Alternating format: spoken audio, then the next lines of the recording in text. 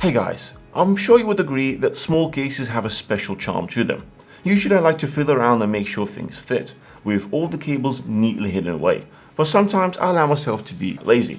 This is where Thermaltake Tower 100 comes in.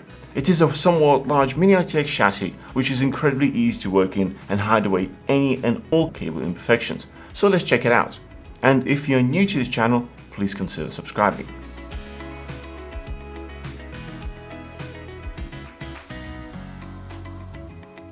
This case comes in black and snow white, and as with most manufacturers, white version is slightly more expensive. Here we have the black version, and it looks a bit like a vertical fish tank, which I personally like. It has pretty small footprint, sporting 3 tempered glass window panels, and the rest of the case is made up of filtered mesh panels. Judging by the setup, it should be good for airflow, but we'll have to investigate that in a moment. In terms of I/O, there are 2 USB 3 ports and 1 USB Type-C port at the top, together with a separate headphone and microphone jacks. Right next to them we have buttons for power and reset, as well as power and hard drive stairs LEDs. This case is made for mini ITX boards, but don't let that fool you. After following the detailed manual and taking it fully apart, we realized that our first impressions were quite deceiving. There's actually a lot of space in there. It is pretty easy to fit a whole stack of full-size components. I began an assembly by choosing the power supply. In this particular case we chose a small one, but it supports anything up to 180mm in length. And just like with any smaller case, I would really recommend building most of your PC outside of the case regardless. This includes your CPU, RAM and NVMe SSD. Then top it all off with a cooler. This is one area where there are some limitations. If you want to have a liquid all-in-one cooler for the CPU, you can only install one with 120mm radiator at the top. However, if you want to go with air cooler, then you can pretty much install as big of a cooler as you like, providing it's within 190mm range. We chose a huge cooler from BeQuiet, the Dark Rock Pro 4. It's ultimate cooling beast, and actually there is still some space left. While we're on the subject of cooling, this case comes with 220mm fans, one at the back as intake and the other one at the top for exhaust, but both of these can be easily swapped out for 140mm if desired. The next task was to decide on the drives. This case allows for 2 3.5-inch drives at the back. You'll have to remove the fan to install them, and 2 more 2.5-inch drives on the side. Thermaltake actually provides a little bracket for those.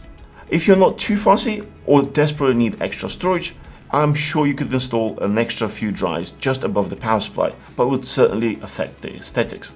And lastly, the graphics card. There is a cutout at the bottom of the case to allow for a longer card. Anything up to 330mm in length will fit just fine, and you have plenty of width too. The full length of the card is also on display on the left hand side, and there is a mesh panel just behind to allow for fresh air, which you need to see if that is enough. Overall, this case is very easy to build in, and the amount of cable routing cutouts is very noteworthy. It's actually very enjoyable doing cable management in this case, and the end result certainly looks clean, no matter which side you're looking from.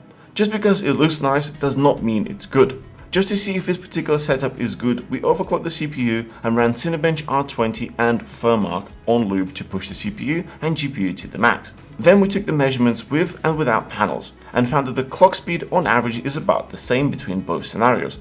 GPU may be a little bit faster while the panels are off, but not by much. When looking at the temperatures, we see a difference between open and closed case is between 5 and 8 degrees on both CPU and GPU, which is actually not too bad. The other test we did was noise levels, and here we see a very similar result. With the case open, we measured 50 dBA while at 30 centimeters away. Closing up the case lowered it to 48.5 dBA, and most of that noise is coming from the graphics card as it ramps up. To be fair, the cooler we installed is pretty overkill for the CPU, which in turn makes the cooling very quiet. To finish this up, while looks certainly have an impact on performance, overall this is still a very capable case. There is plenty of space for components, and actually this may be a really interesting case to build a full custom water cooling loop in.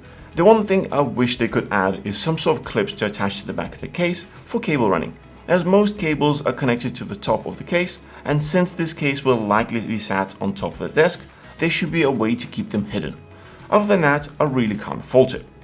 I hope you found this useful. Don't forget to smash that thumbs up and subscribe for more. We'll see you guys in the next one.